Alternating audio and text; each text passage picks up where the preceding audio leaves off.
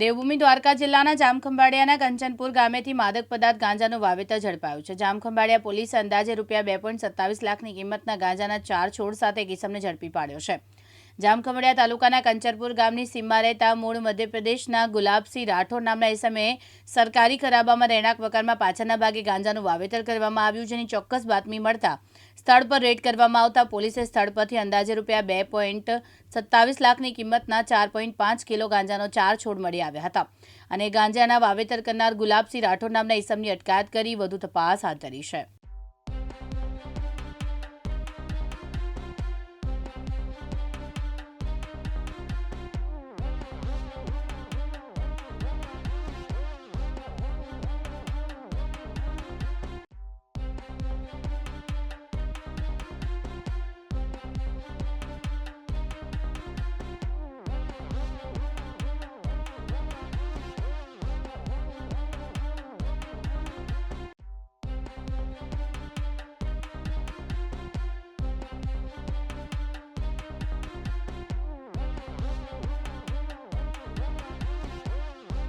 દેવભૂમિ દ્વારકા જિલ્લાના Khambhalia police station વિસ્તારમાં ગઈકાલે પોલીસને એક બાતમી મળતા ખંભાળિયા પોલીસ સ્ટેશનના પીઆઈ શ્રી બીજે સરવૈયા તેમજ તેમની ટીમ દ્વારા ખંભાળિયા પોલીસ સ્ટેશનના કંચનપુર ગામે રેડ કરવામાં આવેલી હતી।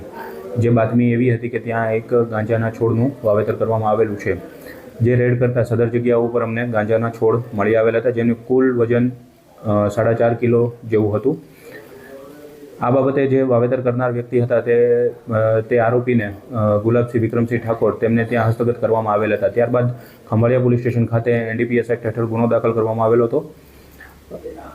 ગુનાની તપાસ દરમિયાન એવું જાણવા મળેલું કે આરોપી ગુલાબસિંહ વિક્રમસિંહ ઠાકોર પોતે ગાંજો પીવાની ટેવવાળા છે, તેમજ પોતાનું વતન મધ્યપ્રદેશ હોય આ ગાંજાના વાવેતર માટે તેમના બિયારણ તે મધ્યપ્રદેશથી લાવેલા હતા અને પોતે પોતાના અંગત ફાયદા માટે તેમણે વાવેતર કર્યા હોવાનો ખુલાસો હાલ એમને આપેલો છે।